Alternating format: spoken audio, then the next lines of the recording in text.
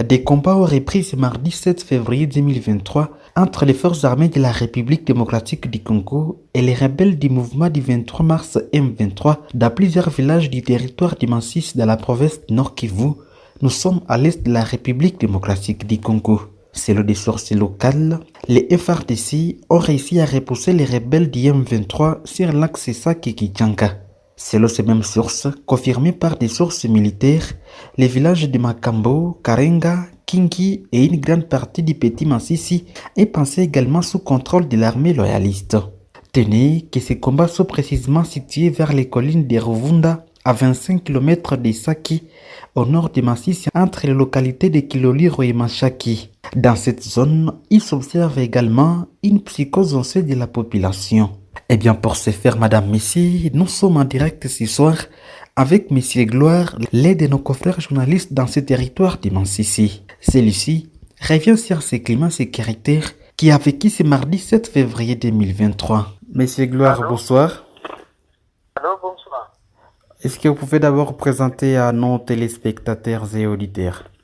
Oui, je suis Pierre Assis Bora, je suis journaliste également à la radio communautaire pour la télévision et maintenant sur la 96.2 MHz en chefferie de Bachali. Voilà, et justement, chef Arrêté Bachali, une zone aujourd'hui sous menace de sécurité entretenue par des terroristes du M23 soutenus par les Rwandais. Monsieur Gloire, nous sommes Oui, mardi 7 février. Est-ce que tout d'abord, vous pouvez nous présenter la situation sécuritaire de ces jours dans ces entités du territoire de Massis et même des Rutshuru? Quel a été le climat sécuritaire ce mardi? d'accord. La situation de mes analyses, je crois que la situation vraiment est grave, bien sûr, mais les forces de défense de la République démocratique du Congo font de leur mieux au champ de bataille. Ils ont montré de quoi ils sont capables. Ils ont défendu leur parti comme ça se devait, malgré l'avancée, bien sûr, des terroristes, mais les FARDC font de leur mieux pour prendre cette partie jusqu'à la dernière énergie. C'est-à-dire certains villages sont en train d'être récupérés par des FARDC. Bon, actuellement, c'est les infos déjà que nous possédons.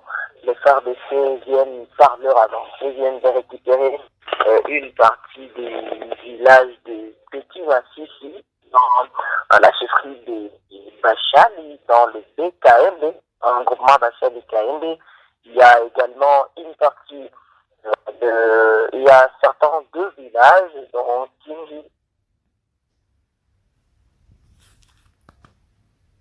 Ah oui, Monsieur Gloire, vous êtes encore là?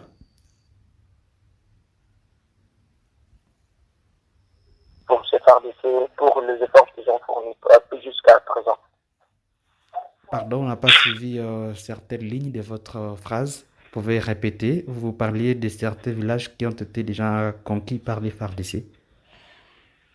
Oui, oui, je disais que depuis le début des hostilités, malgré les avancées que les rebelles étaient en train d'effectuer, aujourd'hui, selon les infos que nous avons maintenant,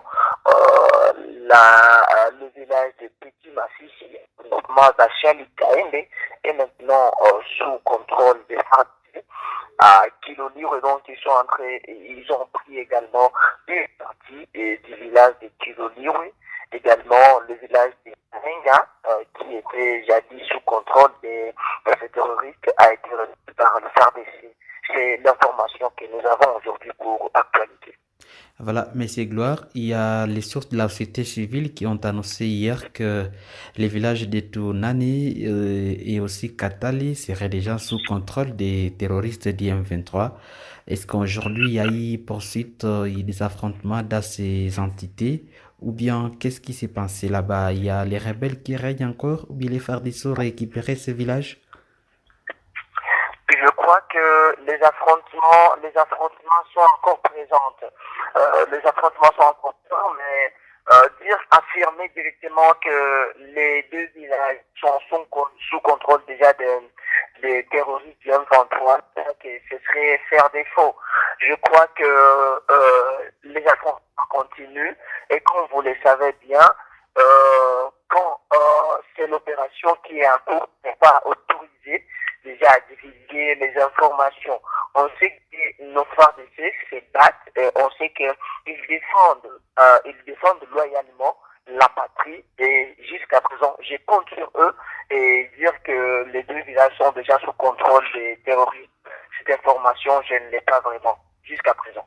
Et maintenant, ces terroristes du M23, est-ce qu'ils progressent encore vers la ville de Goma pour le moment? Parce que hier, des sources renseignaient des gens que les terroristes aujourd'hui, ils sont restés intacts.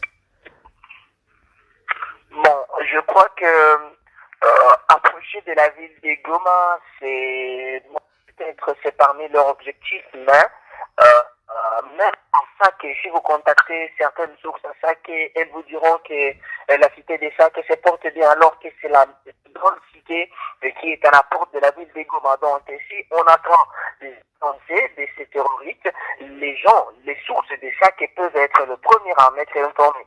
Et le rebelle, jusqu'à présent, ils sont dans leur zone où ils sont d'ailleurs en train ils sont en train de subir la rigueur de la loi conformément aux règles des FARDC. Donc ils se battent et jusqu'à présent les rebelles n'ont pas encore avancé. Donc dire qu'ils progressent vers la ville de Goma, jusqu'à présent cette tendance peut être observée parmi les tactiques militaires.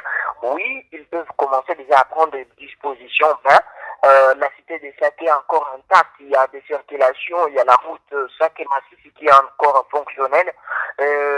Dire que déjà les rebelles sont en train de venir alors que cette route est encore opérationnelle et la cité des Sacs est encore intacte. Je crois que nous devons d'abord faire confiance aux FARDC et leur laisser leur travail pour qu'ils l'exercent avec toute fierté, quoi. Monsieur Gloire, merci d'avoir répondu à nos questions. Merci beaucoup. Je remercie également tout le monde et merci à tous les auditeurs. C'était là donc M. Gloire, l'un de nos confrères journalistes en territoire de Massissi. Lui qui est revenu sur plusieurs questions sécuritaires qui ont vécu en territoire de Massissi, tout comme dans une partie du territoire de Rutshuru depuis le 17 février 2022. Cependant, fuyant la guerre du M23, un jeune garçon d'environ 13 ans est mort par noyade au lac Kivuaminova où sa famille avait trouvé refuge il y a des jours. Il s'est cependant dénoté que 2 personnes ont été tuées et plusieurs autres blessés à Nyiragongo lors d'une altercation qui a opposé la soirée de ce mardi 7 février les habitants du Kanyaruchinya au convoi de la MONUSCO qui quittait Kiwanja d'Alirutshuru vers la ville de Goma. De l'autre côté, à ville de Goma, des manifestations anti-EAC ont également été vécues. Madame ici, vous faites bien de suivre Afro FDS 43. Merci pour vos différents commentaires et surtout pour le partage de la vidéo. N'hésitez pas à activer la petite cloche de notification pour ne rater la prochaine de nos vidéos. Je suis Richard Maliro Kakule pour Afro FDS 43.